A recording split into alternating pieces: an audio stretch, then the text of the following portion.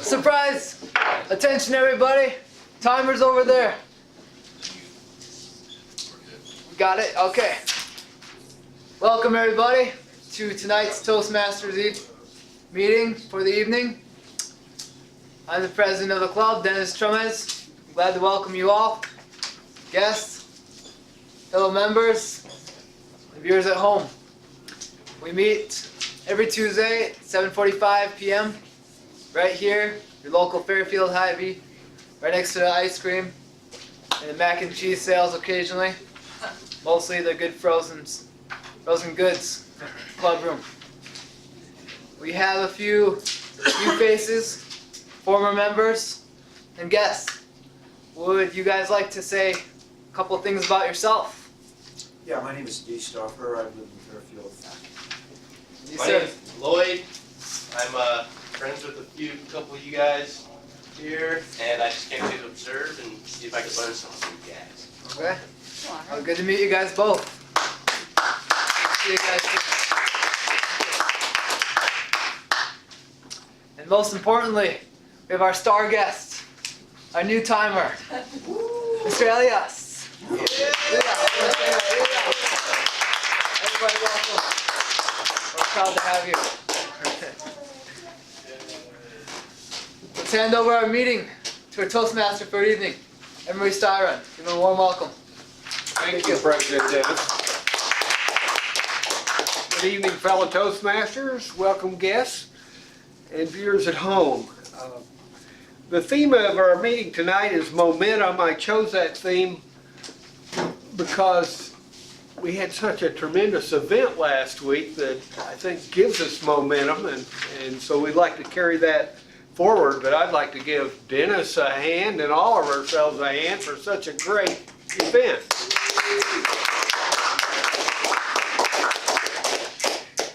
But my main job is to keep things moving, and so we'll move right into our introduction of role players, and we'll start with our timer and assistant timer. Yes. Will you please explain your role? Yes. The timer tonight. I should say your name, Ron. Yes, I'm not Leslie Hollis. I'm the timer, and my role is to keep track of time. The first speech is Jeff Shipley. No, I'm sorry. Peter Armstrong. Peter will be doing a 5 to 7 minute speech, and so the green light will go on at 5. Yeah, I go for a test run here. Green light at 5, and then the yellow light at yellow. Yep, must have pressed green. Yeah, green. Perfect. Green, and then yellow at 6, and red at 7. Yes. Perfect. Thank you. And then I will also be doing the same thing. We will be doing the same thing for the next speech, which is 5 to 7. And then the last opportunity to be timed will be the table topic section, which is 1 to 2 minutes. So just look for the red light at table topics. If you see the red light, you have 30 seconds left. We're all familiar with that. And lastly, I will be evaluating the table topics evaluator and the evaluator of the speeches. So I'll give a report. I'll be timing the table topics evaluator and the evaluator for the speeches and giving a timer's report at the end of the meeting. And I'll pass it back to you, Emery. All right, thank you. Yes. Next, our grammarian, Veda.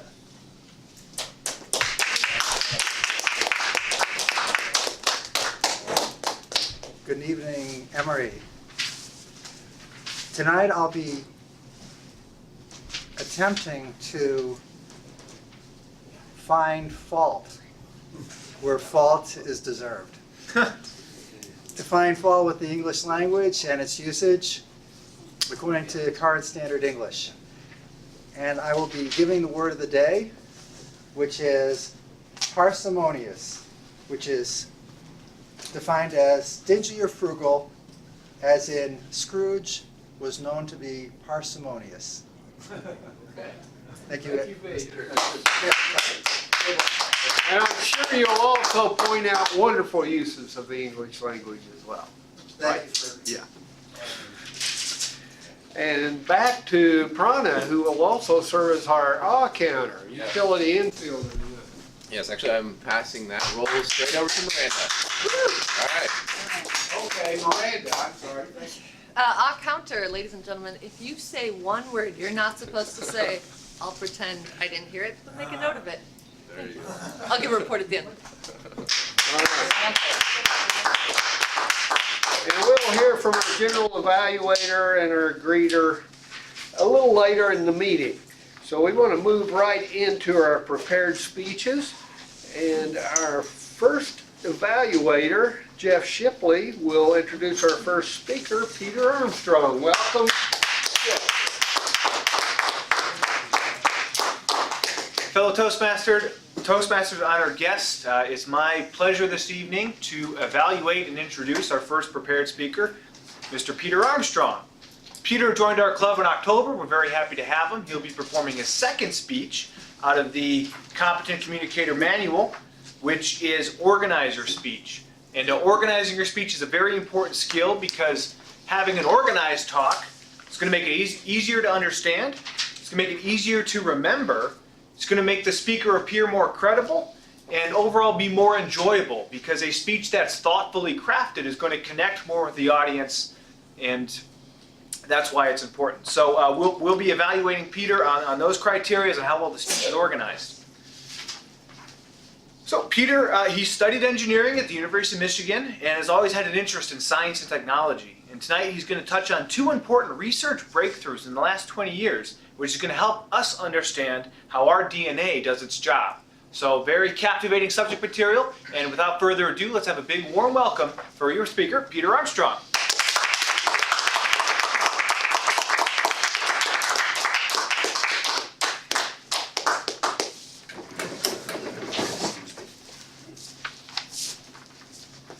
Fellow Toastmasters, honored guests, viewers at home.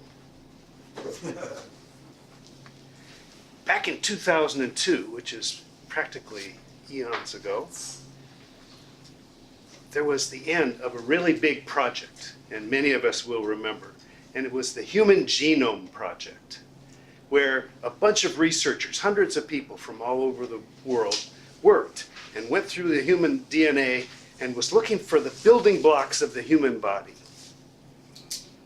And these people got to the end of the project. They spent millions of dollars, and they found 21,000 building blocks in the human genome. But there was a problem.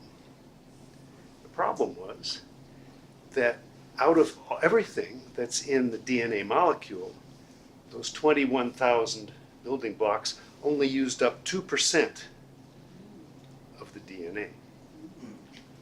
How embarrassing. They had all the ingredients, and they had a bunch of other stuff there. Nobody knew what it was. They called it junk DNA. They called it a wasteland. They called it all kinds of things. But they also said, I think we'd better go back to the lab and figure out what that stuff is. Which they did. But let's stop first and say, what is exactly DNA? And you will all know that it's a molecule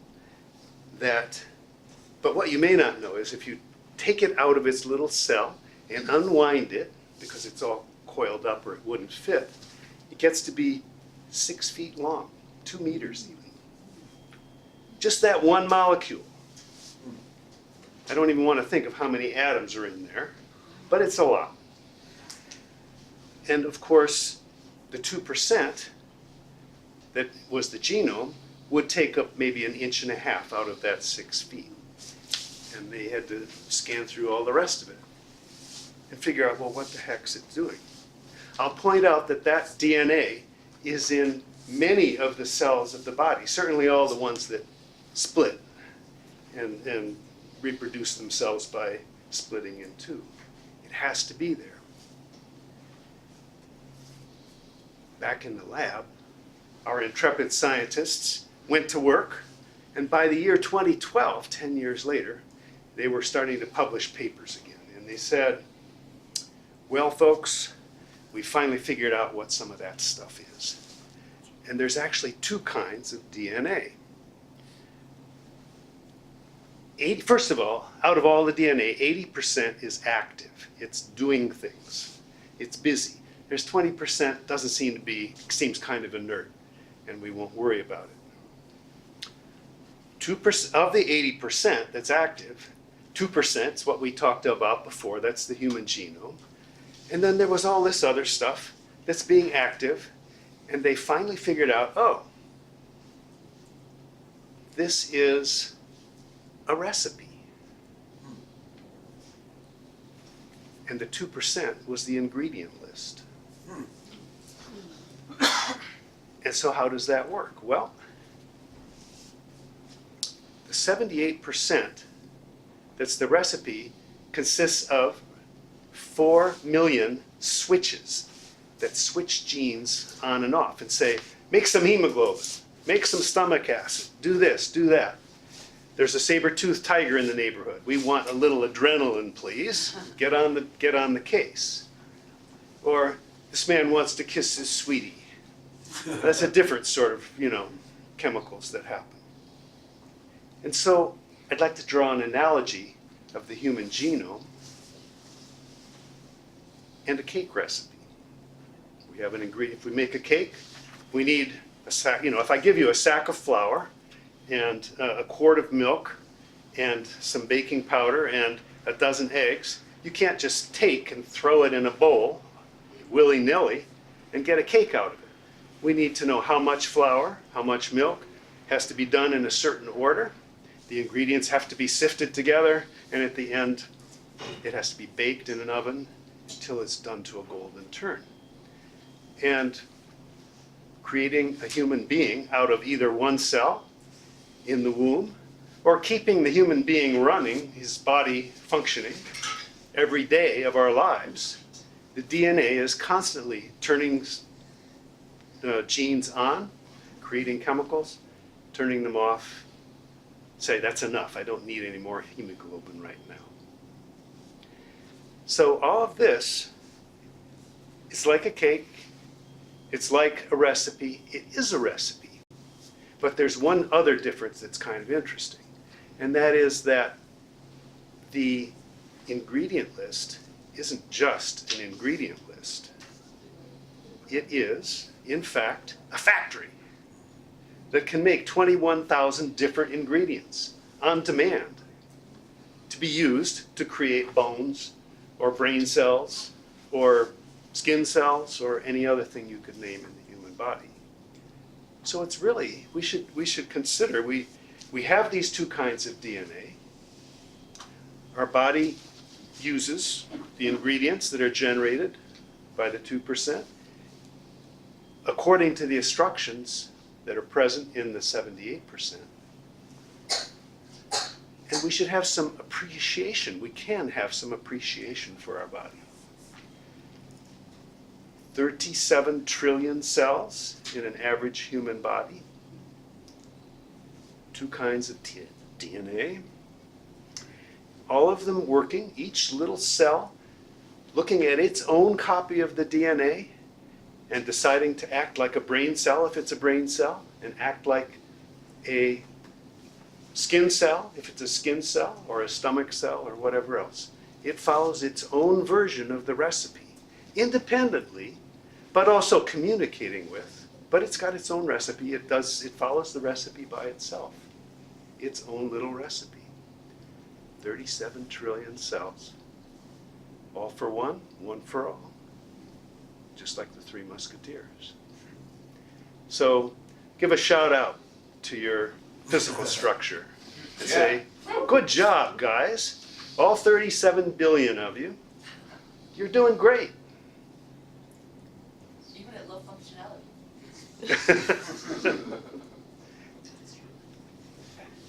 Mr. Toastmaster.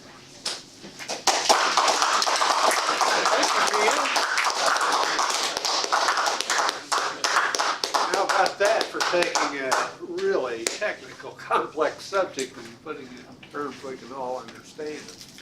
Wonderful job. Please, Mr. Timer, set off 2 minutes so we can fill out comment sheets for Peter. Okay, thank you. And our next evaluator is Jean Symington Craig, who will introduce and read the objectives for our second speaker, Hy-Vee Shatnawi. Please welcome Jean.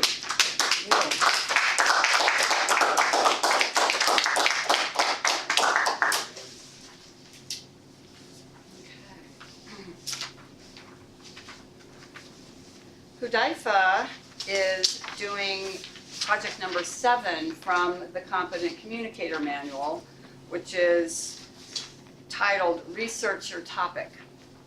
I'm going to read the objectives from the manual so that you understand what he's trying to accomplish tonight.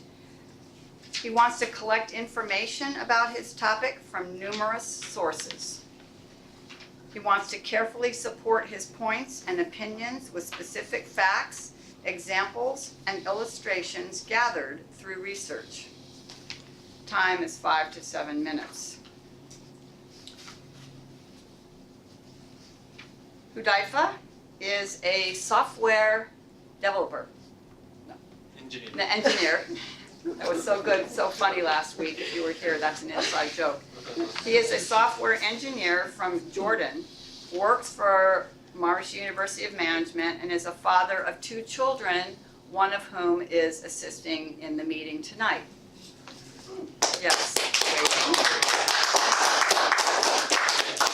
You never get started too early with Toastmasters, eh?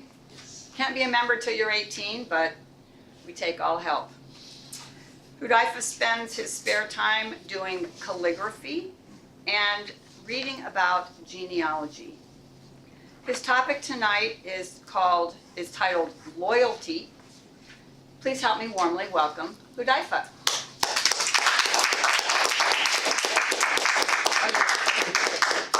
Have it Yeah, okay. on the street. Yeah. Okay, good. Thank you. Thank you.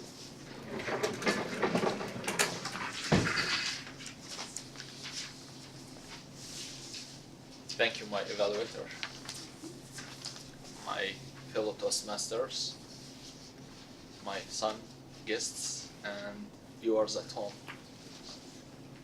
Loyalty. Everyone has his own favorite brands, products, team, and everyone has loyalty for his country, his community, his people, his land.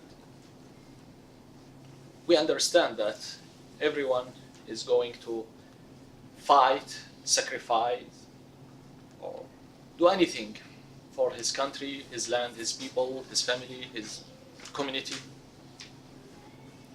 But there is different weird type of loyalty. When we talk about team loyalty, loyalty for soccer team, baseball team, or other sport team, the purpose of this loyalty is to enjoy, spend your time watching these matches. But when these supporters establish their organization to support their team, and this purpose of organization moves to another state or level of supporting, to fight for these teams or for the result or for their mistakes. We had a very bad results or experience in 1964 in a match between Argentina and Peru, and in the end of the match, supporters entered the field, and that day we had 318 victims killed. My goodness. For what? Just because they are supporting teams.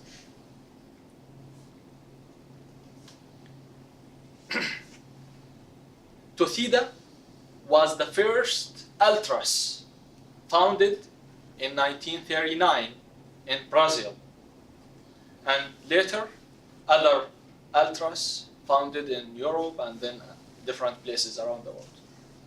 These ultras, they changed the purpose of watching sports. Other type of loyalty is brand loyalty.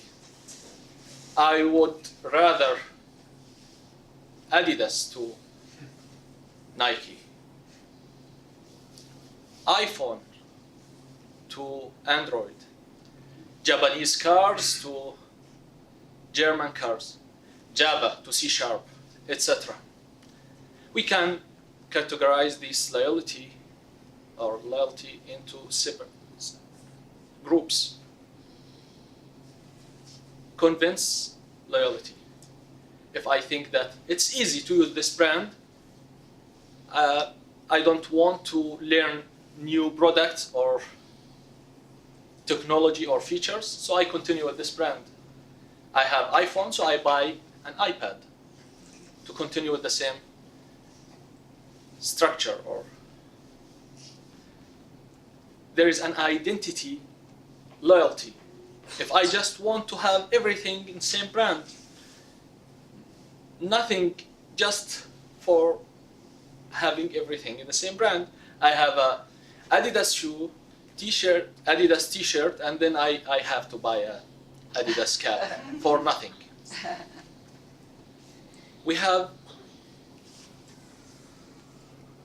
a switch cost loyalty, means I have to pay something, or it's not something free or similar to change.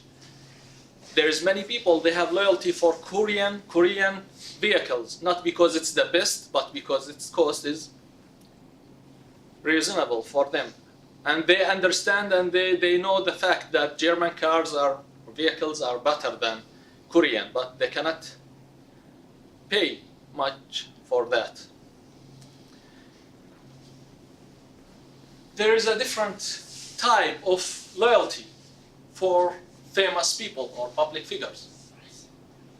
I like this singer or actor, and I may go in a discussion or complaining for an hour or two just to show that no, my favorite singer is better than other singers. And I cannot understand any opinion that says no, that singer or actor is better than your favorite. Or this problem comes everywhere, every time.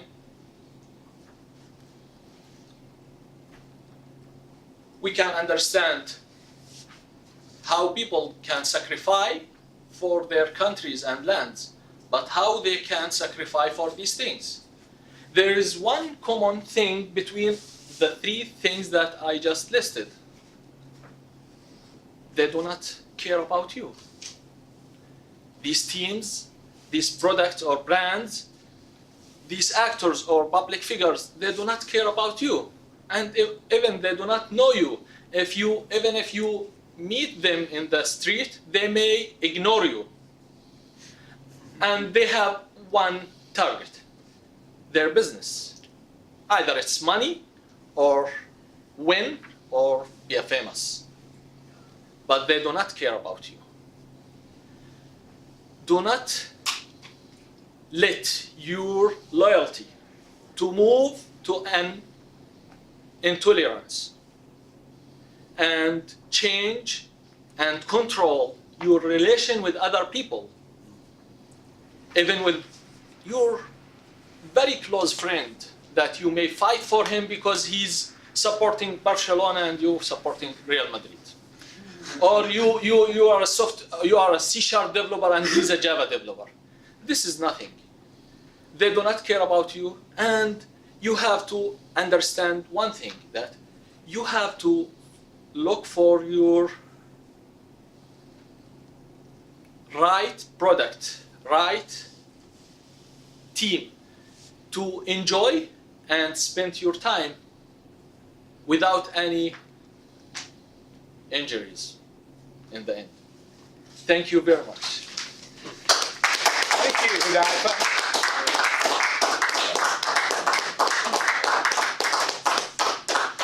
Dyford's been such a great addition to our club. He always gives us some meaty stuff to chew on as we go home at night. All right, so that completes the, well, let's set aside again 2 minutes to evaluate the speaker, Mr. Timer. Thank you, we're back. So that concludes the prepared speeches portion of our meeting. Mr. Timer, can you tell us which speakers qualified? Will Peter Armstrong and Hy-Vee qualified. They both qualified. Okay, that's great. So now would you take the tiny strips in your seats and vote for the best speaker? Available and ready? All right. Thank you. Yes, yes. All right, now we're moving on to the evaluation part of our meeting, which is a very important part of Toastmasters. This gives us gives us ideas for improving our speaking skills. First, I'd like to invite Jeff Shipley, the evaluator for Peter's speech, to do the first evaluation.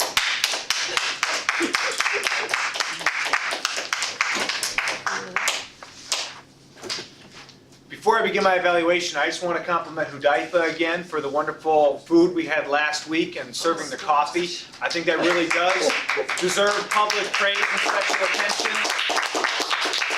Wasn't in the least parsimonious with his offering to make our event so great. So You have to have a loyalty for our food. I am very loyal. I really appreciate shawarma. That's my cultural. Now on to the evaluation. Fellow Toastmasters, distinguished guests, viewers at home. It's my honor to evaluate Peter Armstrong this evening. I think evaluation is really probably my favorite part of Toastmasters because it's identifying those areas where we can improve and identifying our strengths that we continue to polish up and really make shine.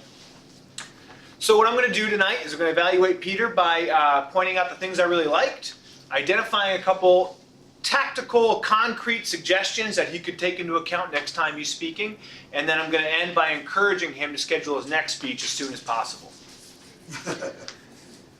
So first, Peter's a newer member of the club. This is the second speech we've seen from him. This is the first time I've actually seen him speak, unless my memory is not serving me. But I really enjoyed it. And for your experience with Toastmasters, I think you're well on your way in developing those skills, and there was a lot of things you did very well. One, you chose a great topic, one that was interesting to you, and one that was frankly very ambitious for the scope of the assignment.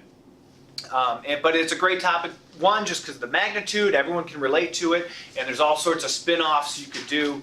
You could even do your whole competent communicator manual on a topic like this, because there's so many different areas to explore and connect and nuances there. And then again, because you chose a topic, you dressed appropriately. You looked credible. The green matches the khaki. It was a really soft color. It shows your a nice, comfortable nature. This is upscale, business casual, probably a credible guy.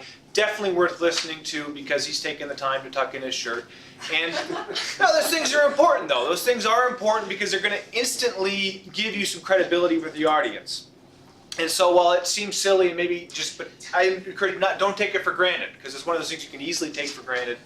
And so anyway, in addition to that, he was knowledgeable. He provided lots of supporting facts and figures to move his presentation forward. And I really liked his conclusion because the conclusion brought the audience into it, and he talked about appreciating your body and giving our body a shout out. And from the facts and figures, he ended with a note to the audience. So I really liked that. A couple of areas of improvement. Like I said, for your second speech, I think you're doing great. And I've been around for a few years back and forth, and I remember my second speech, and now I can look back and see just the huge breadth that I had for improvement. So a couple things I did notice. The beginning of speech, before any word came out of your mouth, you looked down at your cards and you looked a little kind of uncomfortable. So even from the first moment you're on stage and when you're getting ready to address the audience, that big breath in and just relax into it and really owning this space and being comfortable and relaxed. It really makes a huge difference rather than looking down. But as soon as you did start speaking, like I said, you did have that confidence and that enthusiastic voice. But subtle things like that can make a big difference. Directly related to this point of the speech was the organization of it all. And, I marked you satisfactory in a couple of things, mostly 5s and 4s, a couple 3s, in terms of meeting the components of the requirement. But to really, I think, hammer it out, like for instance, you had why do we have 2 kinds of DNA was the title of the speech.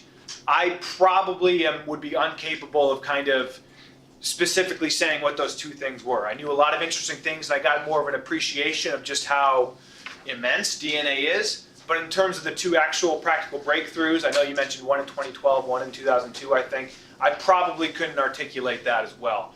One possible solution is really make it very clear in your introduction is this is what I'm talking about, is why it's important, and these are the 2 points, boom, boom, now the next point. And really fleshing out the organization to be very exact. It kind of seemed like it just was kind of one big kind of long run-on rather than 2 very distinct points that was easy for me to wrap my mind around. But it was interesting and I was engaged.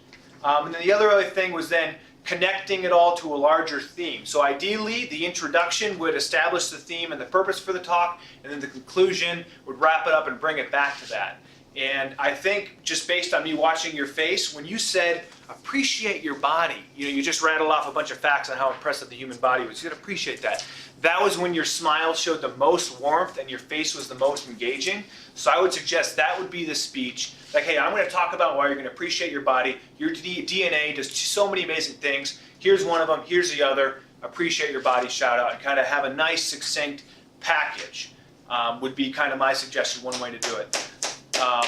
Anyway, it's been a great evaluation. We're really looking forward to your next speech. So thank you, Peter. I really appreciate your speaking. You're getting up here and my opportunity to kind of express those thoughts. But really enjoyed your talk, and thanks, Prana, for clapping me off here. General evaluation.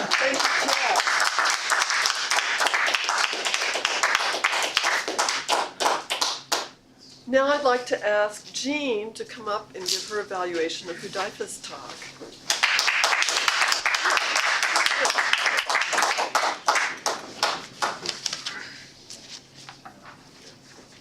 Fellow Toastmasters, honored guests, viewers at home. This was researcher topic, and particularly Hudaifa. I forget. This is researcher topic. I'm going to follow the objectives in the manual, read the criteria, and give some comments. How well did the speaker's topic apply to the audience? He started out just saying we can all relate to loyalty to country, loyalty to brands. Kind of got us all thinking about where we have our own loyalties. That was a good technique, I felt, to get us all on that page. Was the topic well researched? Okay, this is where I'm going to come down a little bit, and I'm going to just give some suggestions, because that was the objective of this talk, was to research. And it's a hard one, because you have to go out and get stuff and find it and support your points. I'd like to see more research, studies, statistics, and expert opinions that you cite in the speech to support the opinions and the conclusions that you were making. So for example, they don't care about you. How do we know that? Maybe they do care. Maybe they're doing all kinds of research, but we don't know. So we want to have something to support that. Or an example, a lot of statements about consumer behavior. It'd be great to throw in some studies, some analysis, some statistics about consumer behavior. 85% of people who are loyal to a brand would rather slit their wrists than switch brands. And that was done by Harvard University in 1955, like that. So you see that? That's where you cite the research and you give it, and it makes that statement much more powerful. It's not just an opinion or an observation. Okay. Was the support material appropriate for the points made? Started out well, had some details in the sports portion about the people being killed, how crazy that is. Got a little bit less on the brands, mentioned some specific brands, but I didn't hear a lot of, extra kind of, like I say, the details. I'm almost going to repeat myself a little bit more about some of the comments about consumer behavior. And then also celebrities, that was more of a concept. We all get loyal to our particular favorites in the media and celebrities. But again, I'd like to see some facts, statistics, studies, expert opinions, somebody who's really high up in whatever, marketing, making a statement. That's what this project is about. So anyway, let me just go. How clear was the speaker's purpose? He's really trying to get us to know that we don't want to let loyalty control our relationships with other people. Like people, get a life. Don't get so involved in your brands that you freak out and you are not good with the other parts of your life. He had good staging. He had 3 types of brands. He worked the stage. He went over it, and I could see that, and that helped me understand his points.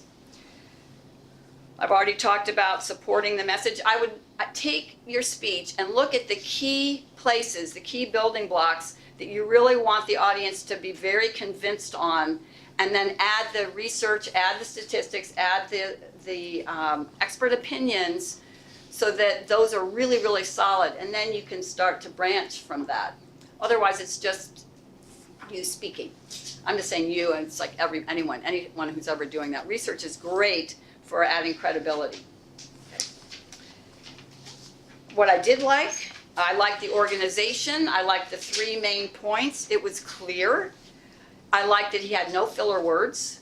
I didn't see any filler words. And I really liked that Hudaifa, no matter what he's talking about, he's always smiling, he's confident. He obviously looks like somebody that we want to listen to. So that was good. Thank you. Thank you, Jean. All right, the next part of our meeting is the table topics. And this is the opportunity for impromptu speeches. I'd like to ask our table topics master for this evening, Fraser Jones, to conduct this part of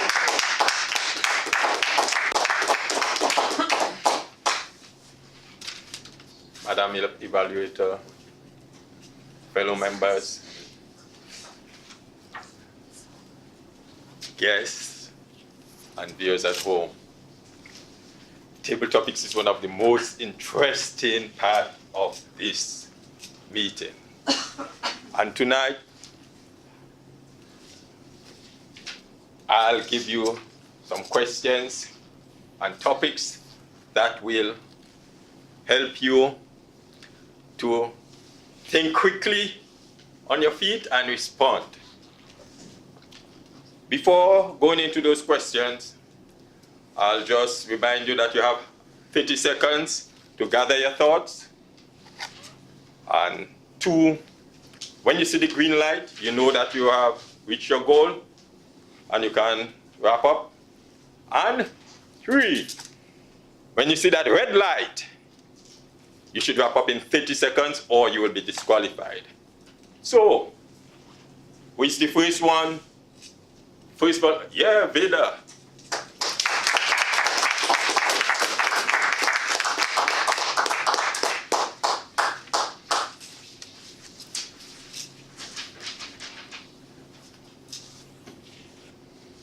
Can you tell us something about a momentous occasion in your life?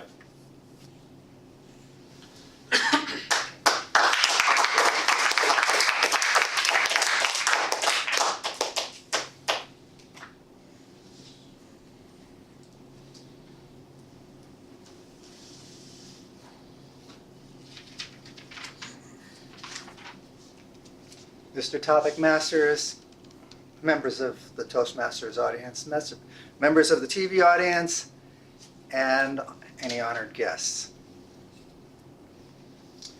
That's a great question, Fraser. I think of the word momentum from our thing, and our theme is momentum, but momentous means something completely different, because momentum means to keep going, but momentous means it ends just about almost at that moment. Maybe, for instance, tonight there's going to be a State of the Union address, and by tomorrow everybody will have been done with it or watching the YouTube, as we'll be doing, and it will be over. The first thing that comes to mind when I hear this question is, I'm Jewish. My bar mitzvah. I remember I practiced for months. Years of learning Hebrew. No idea what the meaning was. But I had to learn all the letters. I had to learn the little extra flares to sing it. Ah. And when it was all done, it was done. But it gave me something very valuable. Money. And with that money, I decided to start Transcendental Meditation when I was 13 years old. Because I had no idea what it was. So on another momentous occasion, I went to sit, and I learned to do nothing. And actually that nothing is continued to this day. So it's a kind of momentum. But I was a little parsimonious. So I asked my mother to take me to the lecture, and she actually ended up paying for it. So I saved that money for a bicycle later on. Mr. Topic Master.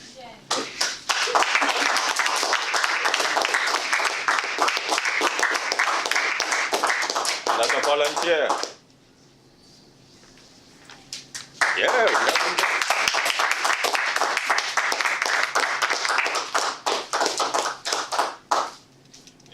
Good evening. Yeah. What can you do today that you would not capable of? Sorry.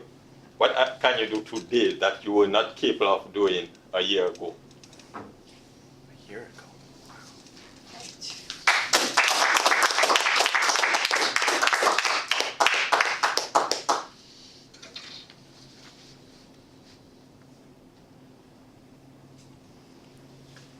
Mr. Topic Man, Toastmasters, distinguished guests, viewers at home, thank you all for being here.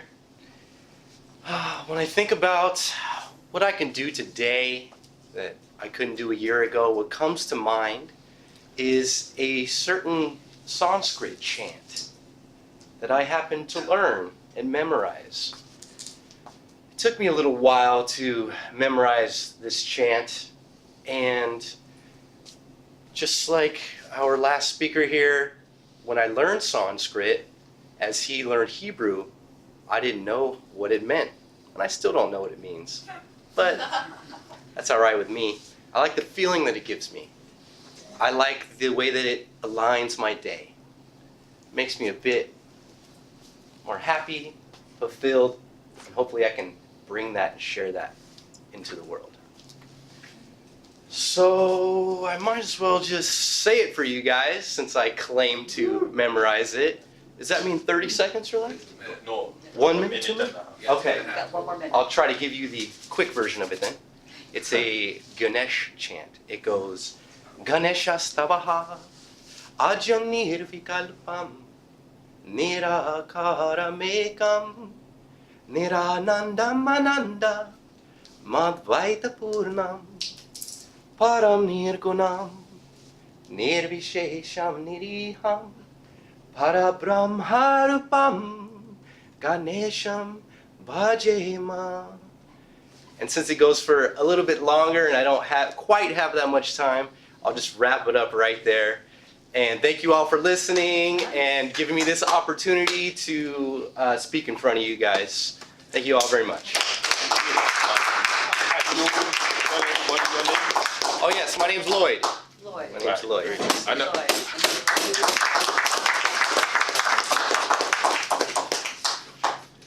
Yeah, let's continue the momentum. Another volunteer. What? Do you all want me to pick or you want to come voluntarily? I don't. Oh, okay. Okay, Prana. Wait. So we need someone to time.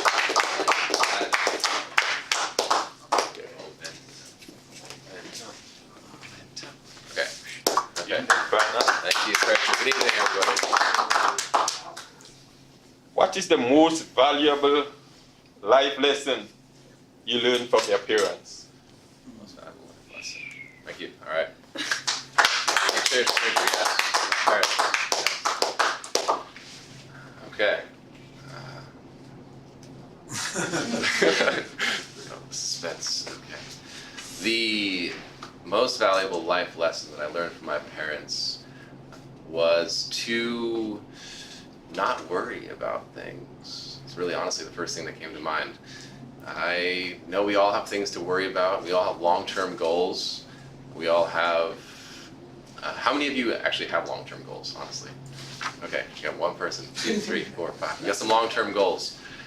You could worry about those goals every day, like today. How many of us have been in Toastmasters for 3 years? You know, we had the goal of joining Toastmasters and sticking with Toastmasters. And we could have anticipated all the anxiety that would have come along with coming to this meeting every week. And and yet we didn't. We decided to just keep coming, and you know, they just add up. And so my parents have taught me to not worry about the little things and to just stay with what is important in your life. And that could mean it could mean your responsibilities, it could mean your diet or humor, whatever. So just stick with what matters to you and set goals, but don't stress about the goals. Yeah, thank you. That's it. Thank you.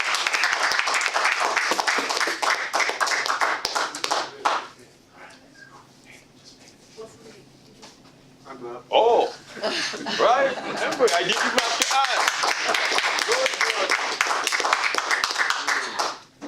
Is there a time when giving up makes sense?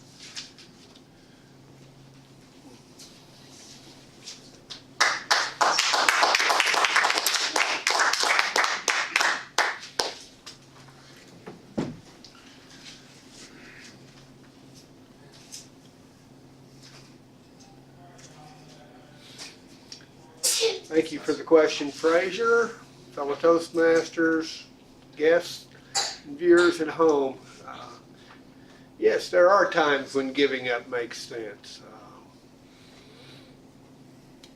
We have to recognize what we can change and what we must simply accept.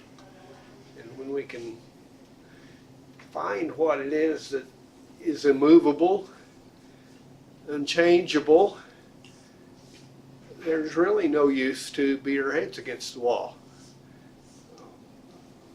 Just let it go. Just accept and go on. Garrison Keillor once said that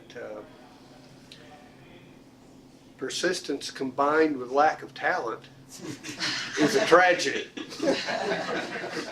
And I don't know if it rises to the level of tragedy. I've mentioned my attempts to learn the banjo here before, but that's a classic case of persistence combined with lack of talent.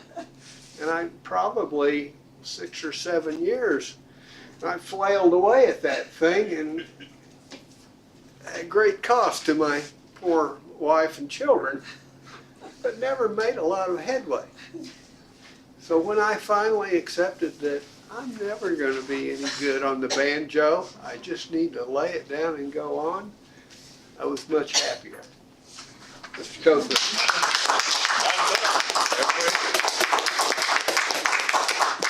Yeah, we have time for more. Can you dive in? Just because his son is here. Oh, Okay. yeah, His good son right. is here. Yeah, Just one more thing. yeah, good This is on behalf of my son, not for me. Okay.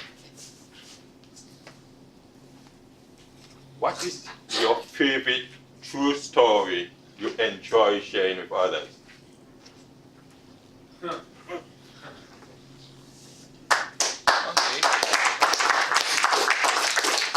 Story.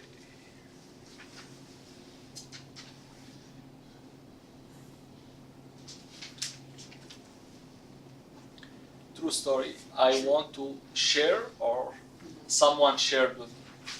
I want to share. you enjoy sharing with others, or Okay. you want to just share.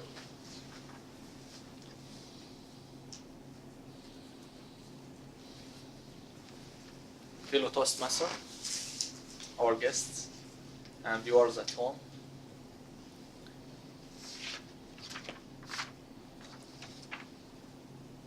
The truth that I want to share with everyone, that people are not equal actually in this world. And the biggest lie in this world is democracy. There is nothing called democracy. Because in Easter, everyone has eggs, right? Colored eggs. But after you unskin them, all of them are eggs, right? You change the color, but you do not change the core. But in our case, it's different. They change the core, but they keep the name. Everyone has a name, democracy, but it's not the real democracy that they are complaining and trying to show or send to other people. Simply because these countries that they are complaining and they're saying, we are going to spread this democracy all around the world. If these people around the world, they have democracy, they will not keep these countries happy. Simply, if Iraq has a democracy, a real democracy, and they said, no oil go outside Iraq, no other country complains that we want Iraq to have democracy, these countries, they will not be happy. So they are trying or doing all their best to keep Iraq with a fake democracy and keep Libya with a fake democracy. They keep Sudan and Yemen and these countries. Simply, we all heard about Saudi Arabia is a dictatorial country, but when Saudi Arabia paid 350 billion or trillion, became a very nice country. Yeah. And became a democratic country. So it's very easy to change the core or change the name. Thank you.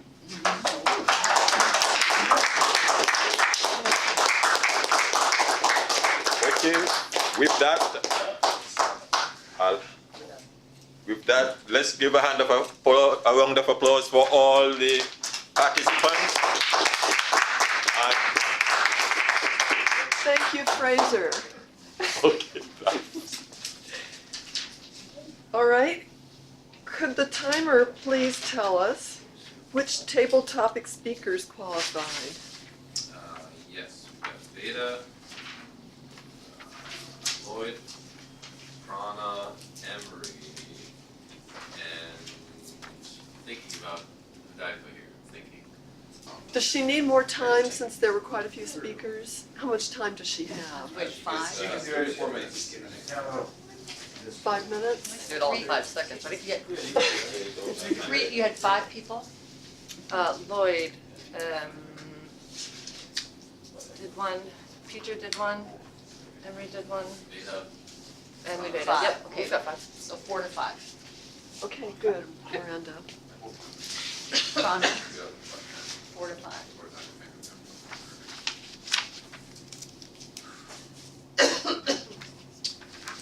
I will start with the one who didn't qualify. Your speech was perfect. Faded out a little bit. You caught my attention at, until we remove all the oil and gold from the Middle East, the cradle of life will never even mature. There's my act on it. Great speech. Mr. Peter? Oh, Jean. Yeah, Jean's. Psh. So you're telling me one of our this has this. I say, well done, Jesus. Piscean age is over. You've left a lot of good left. That's Jean's sanctification. We've got room to improve for a whole new era. Aquarius, whatever. Just table topics. No, I'm evaluating the table topics. Just another topic speaker. Yeah. That was not. He was in That was Oh. scheduled. Sorry, I just woke up. Yeah. Yeah. I know it's like. Okay, next. Who else was you? Table topic. I'm doing off counter and table topics, so they just. I'm gonna cry about it right Too now. much, that's too much. Yeah, I didn't realize you had all that. Okay. Please, someone remind me. Who's So next? Emery spoke on the, was something ever to? Oh, did you ever give up? Want to give up, yeah. You ever heard the saying, hit it and quit it? People do that all day long. You ever hit it and quit it? We're at the point in the millennial age where we can hit it, quit it, and do it again in like, okay, I just hit it and quit it like 4 times. But not cough about that. Your generation taught us how to quit it and hit it like that. You never gave up on anything. You passed on really quick non-quitters, quitter skills. I have never quit smoking in my life. Why? Well, I've periodically abstained without a moment of remorse. I've been breathing nicotine since I was in the womb, ladies and gentlemen. Who's next? Sorry. We got Lloyd. Lloyd will take a Oh yes, I never knew that one little song could be like, ah, that's so beautiful. We have one. Anyone else? I'm a Uh, false. Emery, no, Hudaifa, and Veda. Veda gave some speech. Veda gave a speech on. What was the most momentous occasion? I don't know, there was a moment where you made me understand prana just by sitting up here and being like, and I didn't do anything. Cool. Because it was like waking up at a 13-year-old slumber party that was politely co-ed, but gender specifically appropriated. Like I felt like you threw a party when you were 13, I woke up and now we're just sitting here together. I don't know. Thank you. Anyone else? That's it? That's That's it. good, that's right. Okay.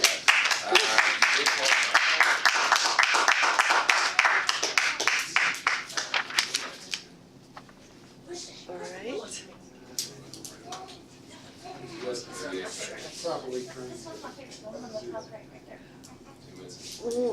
Our timer, which evaluators qualified? Let's see.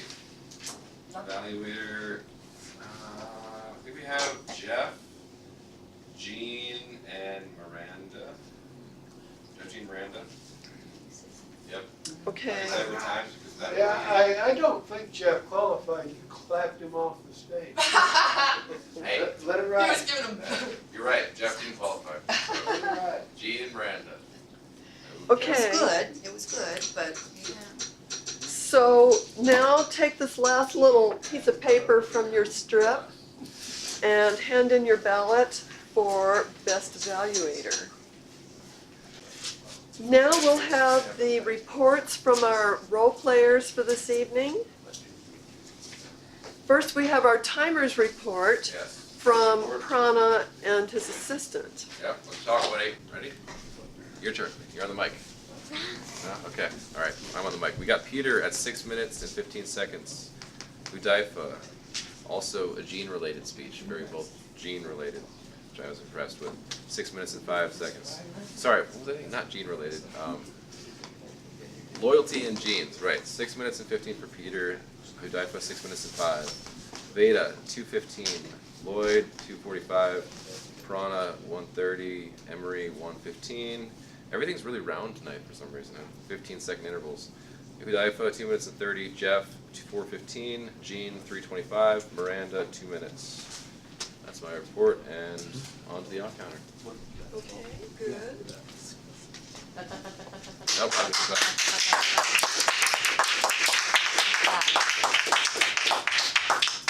And now our grammarian, Veda.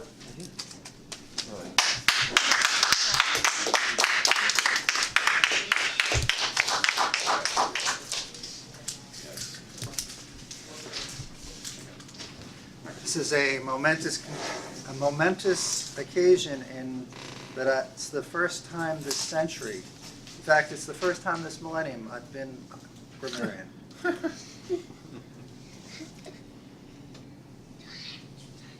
And I will not be parsimonious with my comments. The two people who used parsimonious that I know of were Jeff and myself. Were there any others? I was parsimonious. Great. So we have two people. Jeff did a great job using it. I had the advantage of knowing that I should use it. The speeches were incredible. They were full of interesting, precise language. There was some specific words we can pick out in both speeches, but in general, it was the entire speech. They were both full of great grammar, great usage, precise and interesting use of the English language. Peter used the words junk DNA, and I like the out of a little cell, intrepid scientists. And towards the end, he started using alliteration, like in fact, a factory. And finally, he said, all for one and one for all.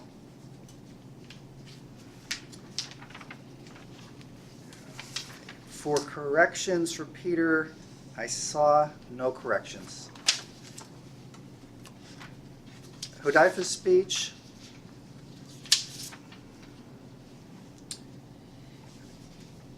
Hudaifa has the advantage of having precisely studied the English language, he said, for 15 years. I felt he did better in his table topics with the English, however, than with his speech.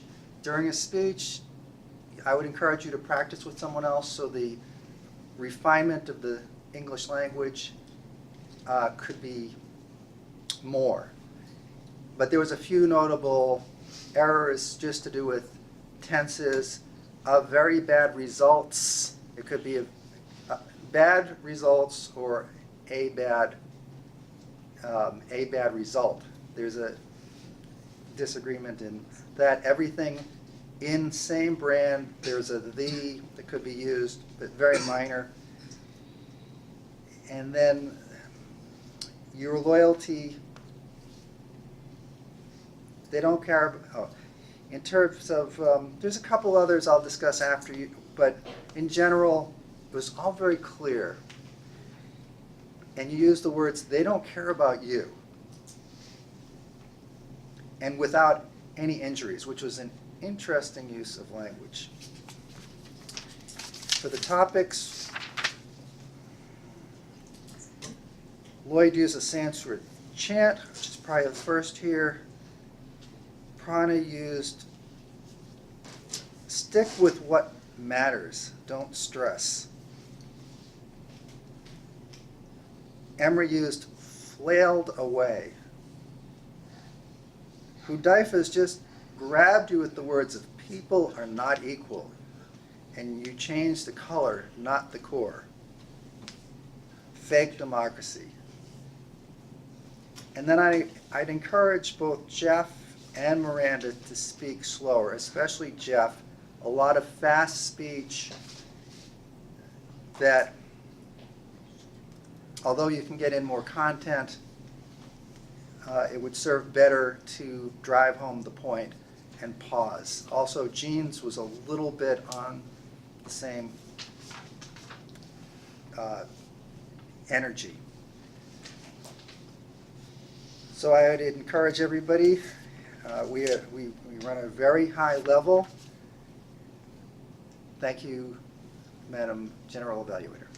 Thank you so much. All right, now we have our all counter. All right. Yes. It's quickly. No problem. No problem. Okay. So Peter, I'm just not going to go through everyone's name. I'm going to pull a Will Burns here and just say a general all counter report is that people weren't using a lot of ahs, ums, so's, no's, buts, tongue clicks, false starts. There were some repeats. Just Hudaifa, I think you have a little bit of a repeat when you're going to say a word and then it just kind of, you know what you're going to say, but you think twice about what you're going to say, and then it comes off that you're just saying the same thing, the same word. But that's just all. I'm just noticing a repeat there sometimes, and I think everyone speaks so much like pithiness that the filler words just get forgotten. So even if we do say filler words, I don't catch them. For example, Alveda, you did slip in one there in the end when you were giving your report, but as this club, our unceremonious prestige for filler words continues to impress me. Thank you. Thank you. Thank you. Thank you, Paula. Okay. Now, is Dan giving us a joke here? Joke is much appreciated. Madam General Evaluator, fellow Toastmasters, honored guests. There was a cat who went to heaven. And the person in charge of welcoming the animals was the Archangel Gabriel. So Gabriel said, "You've been a really good cat. And I just want to know if there's anything I can do to make you feel better while you're here." And the cat said, "Well, I lived with a very poor family and I slept on a hard floor all the time. It was very uncomfortable." Gabriel said, "No problem." And so he produced a pillow, a nice soft pillow, and the cat laid on it, very content right away. The next day, half a dozen little mice showed up. And Gabriel said, "What can I do to make you feel better? You've been very good mice. You deserve a nice stay in heaven." And they said, "Well, we had to run all the time. We were chased by cats and dogs and women with brooms. It was tiring." So Gabriel said, "Okay, I can fix that." So immediately he gave them all roller skates. And they skated off happily. So about a week later, Gabriel went to check on the cat. And he said, "How is everything going here?" And the cat says, "It's wonderful here. It's even better than I thought it was going to be. And by the way, I really appreciate you sending me those Meals on Wheels."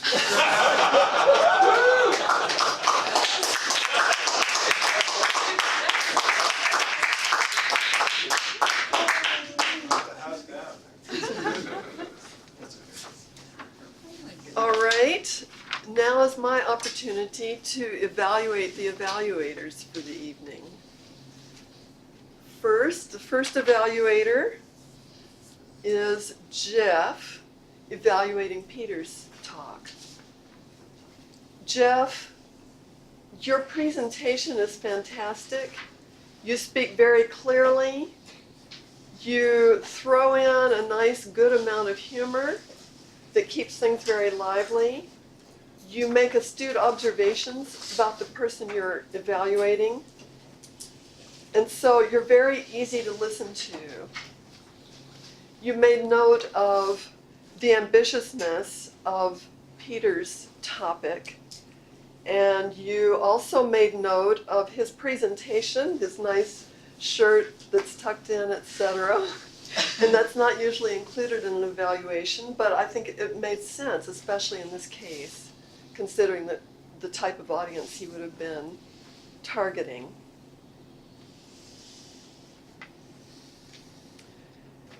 I think you gave a very good balance of positive comments.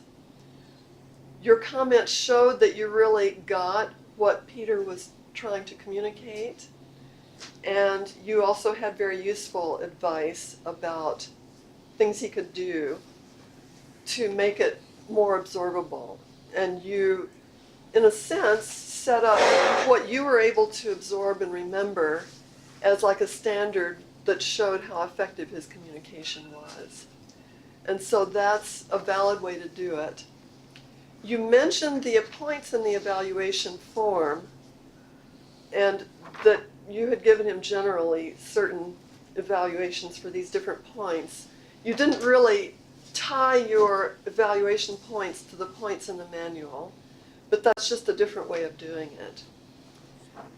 You might try doing that at some point, or maybe go through and check the evaluation points and see if you think that that would be a good way to organize it. But you made a lot of very good points and very good presentation and effective evaluation. Thank you. And next we have Jean evaluating Hudaifa's talk.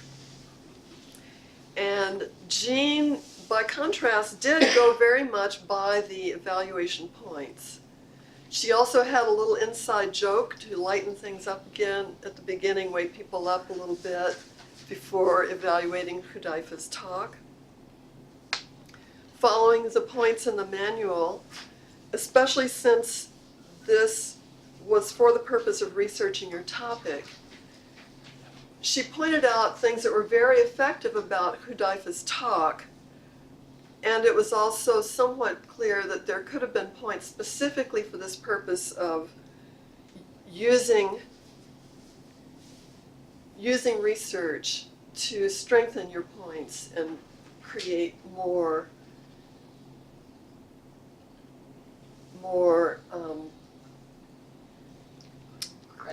credibility. Thank you. Okay.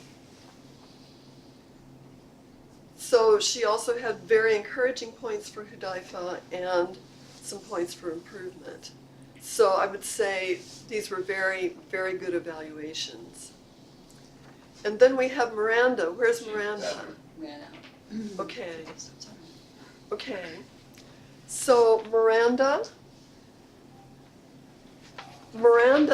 has incredible creativity and liveliness and can always think of a very out-of-the-box take on something that happens or something that somebody said. And so there's absolutely no problem thinking of interesting things to say about people's topics. My recommendation for Miranda would be when she knows that she is going to be the evaluator, say for something like table topics especially, you sort of need to take notes because there's several different people talking. You're going to be having to change gears every time a new speaker comes up.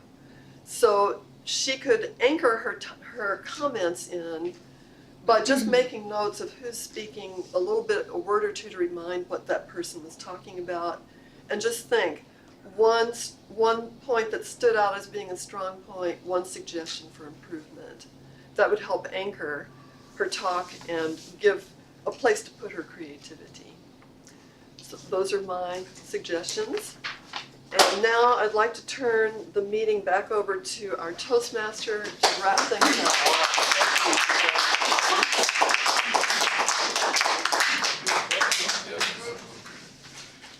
Okay, 1, 2, 3, 4, 5. No one can say we're parsimonious with ribbons. It's too late to do me any good, but I use it. So let's start with our best table topics. Drum roll, please. Lloyd. All right. Come on up, or come on down.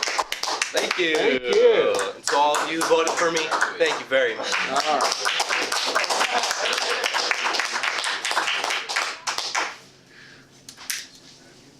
Best evaluator. Jean.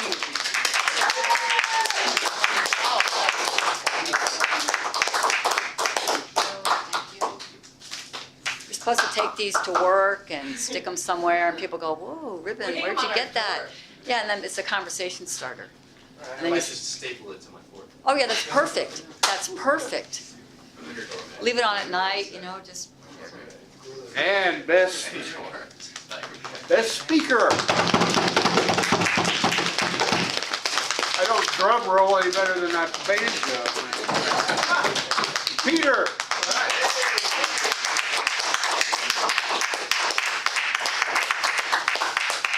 And while you're here, sir, organize your speech.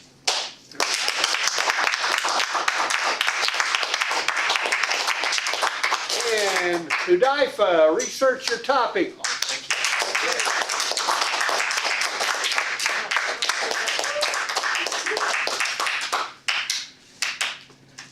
Before I turn the meeting over to our president, Dennis, I do want to say that I kind of sprung something on you at the suggestion of Fraser.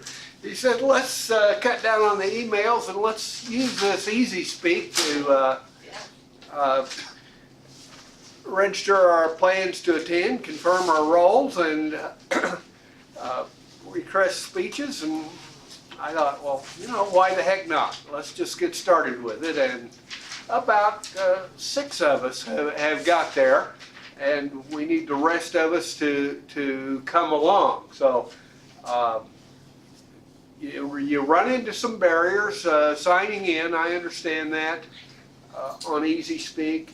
I've helped Dennis and Jean be able to log in, and I'm happy to help anyone else, everyone else. I do have my laptop with me. If I can get on the store Wi-Fi here, we can work on it a little bit after the meeting. So come see me. President Dennis.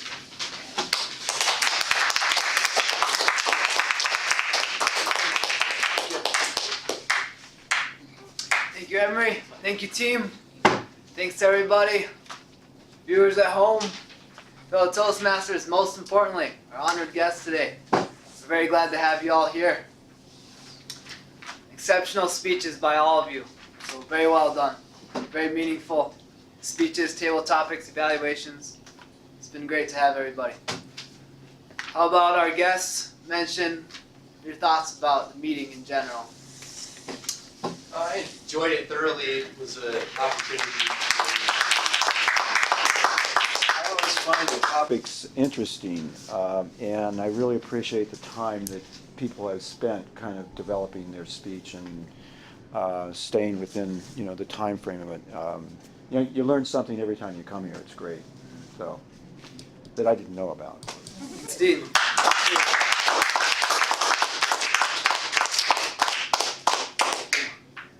Would you like to introduce yourself briefly? Yeah, I'm Janet Everson, and I'm a new member. Great. Oh, wow.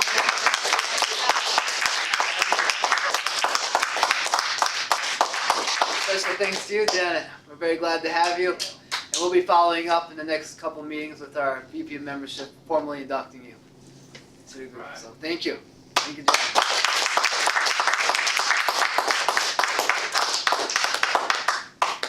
Special thanks to our assistant timer. Good evening, Elias.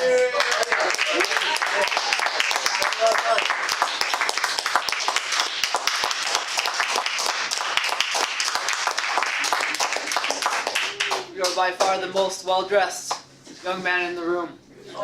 Yeah. Next up, let's talk about a couple things for business quick. Everybody who has done a roll today, please be sure that you have somebody else fill out your club leadership manual, your Confident Leadership Manual. Also, Easy Speak, I just want to reiterate the point that Emery made.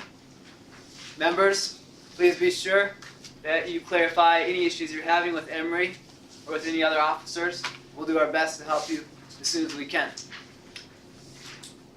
Next up, I want to just thank everybody for what you guys have done lately.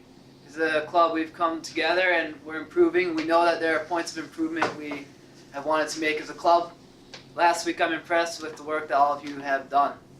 So especially thank you to all of you as a team. To our officers, I'd like to point out Emery, VP of Education. Very well done job. Jean, you've been very helpful as a past president advising all of us. Very helpful. Our VP of Membership and VP of PR, Mr. Will Burns, not here today, but he has been very helpful also with getting that together. Fraser Jones, our Sergeant of Arms, has done an excellent job. He was here nice and early last week also, as well as every week. So we really appreciate that. Fraser, Dan Craig, the Treasurer, has done a great job making sure everything goes smoothly. Most importantly, we got to make sure we have that dough. Make sure we have the money. He's the best man in the track. Proud to have him. Anybody else that I'm missing? Let's see. Yeah, Leslie Hollis, also our secretary. So, thank you to Leslie. And we had one point. I would like to offer a suggestion. Rome wasn't built in a day, Fairfield was. Can we remove the clap? Can we have an applause as a general noise segment? Because this on the audio track is just awful to record. And like when I find that I share these videos, I'm like, ugh. So can we just be conscious of the noise we're making at the applause moments and just do what feels natural? We're not trying to blow the... Yeah, I feel like our roaring applause applause is just tearing up the audio feed in these video segments. Which parts of the It's meeting? just the applause itself. It's like we go from speaking to Okay, so from speaker to speaker. just general noise applause section. It just doesn't have to be the clap, is what I'm saying. We have to No, we do. have an audio engineer look at that. Yeah. We Thanks. do have an audio engineer looking at it. I can attest. I do my best. Oh, Mike, I have one more simple request. We're Toastmasters here. We have to stop saying guys as an acceptable colloquialism. We were all conceived as women, and then we came out of the womb as either men or women. So if we're gonna say guys, then I can call y'all ladies if I'd like. All right, guys. Thank you. So, you guys, okay, so y'all. Y'all. Okay. Y'all, okay, you all. No, it's not Okay. even you all, it's y'all. Y'all. There better be Y'all. an apostrophe in that YA. There we go, right on. Okay, well, thank you. We will, looks like we will be looking at that. Audio engineering. We appreciate all your work. Don't steal Chelsea. Alright. Well, Alright, attention over here, you guys, quick. We're gonna wrap it up real quick. I'm gonna try to get through here. Is there any other business that you guys would like to mention? Yep. I think we as a club ought to send a thank you card to your boss, Yeah. Troy, Yeah. for speaking. Thank you. Yeah. Whether we all sign it or the officers sign it or you sign it, I don't Yeah, know what's best, but a card would be a nice thing to do. Okay, yeah, I'll write it down, then I'll get a card and then we can all sign one next meeting. Sounds good. Thanks for your input, Emery. Yeah. Yep. Anything else? And maybe I'll try to wrap it too. up quick. Okay. If there's nothing else, I'd just like to say exceptional speeches today, and we're happy to have great attendance today. So thank you, everybody. I'll wrap it up. Thank you.